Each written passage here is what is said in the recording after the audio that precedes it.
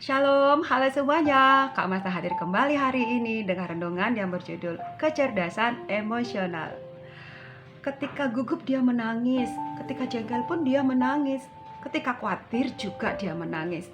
Gugup, jengkel, khawatir itu merupakan tiga emosi yang berbeda. Namun ibu itu hanya mempunyai satu cara untuk mengungkapkannya, yaitu menangis. Ketika kecewa dia marah-marah, ketika sedih dia pun marah-marah. Ketika takut pun bapak itu marah-marah. Meskipun marah itu wajar, tapi bapak itu hanya mempunyai satu cara untuk mengungkapkan ketiga emosi itu.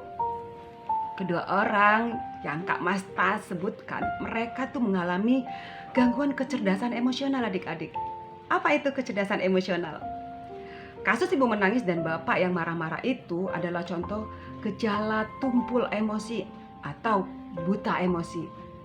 Ketika ditanya, ibu itu kenapa menangis? Dia sendiri tidak tahu apa penyebabnya. Dia hanya menjawab, pokoknya ada perasaan kurang enak. Bapak tadi juga tidak tahu mengapa dia marah-marah. Ya, apalagi orang-orang di sekitar yang menjadi sasaran amarahnya. Ada juga yang sejajar dengan tumpul emosi adalah datar emosi. Wajah orang itu jarang berekspresi. Raut wajahnya selalu sama. Dia seolah-olah tidak beremosi, susah gembira, susah sedih. Ketika semua sudah terkagum-kagum, dia biasa-biasa saja. Perasaannya datar. Untuk itulah diperlukan pendidikan emosional. Pendidikan emosional pertama-tama menolong orang untuk mampu mengenali emosi sendiri dan mencari tahu apa pemicunya. Kedua, menolong orang mengolah dan mengelola emosi itu. Ketiga, menolong orang untuk menyalurkan itu dalam bentuk yang produktif. Keempat, menolong orang itu juga mengenali dan memahami emosi yang lain. Allah juga digambarkan oleh Alkitab sebagai Allah yang tajam emosi. Kata-kata yang menggambarkan perasaan Allah seperti cemburu, menyesal, memilukan, senang, membenci, dan tidak senang. Dan Yesus dalam Matius 9:36 terlihat bagaimana emosinya.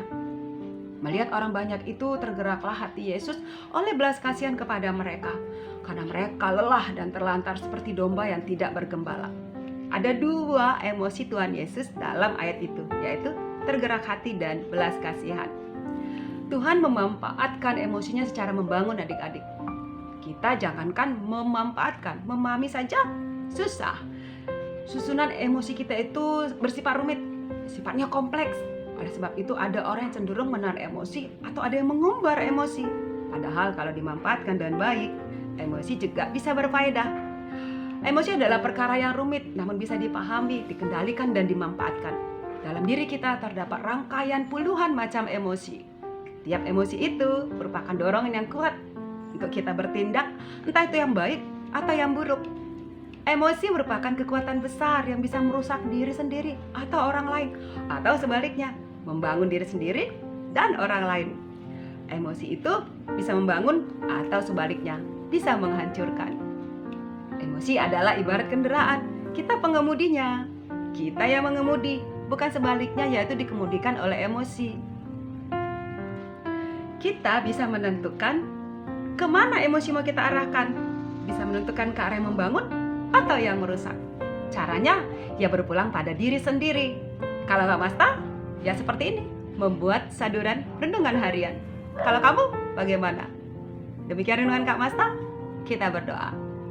Tuhan Yesus, ajarlah kami bisa mengelola emosi kami dengan baik. Amin. Yesus berkati. Shalom.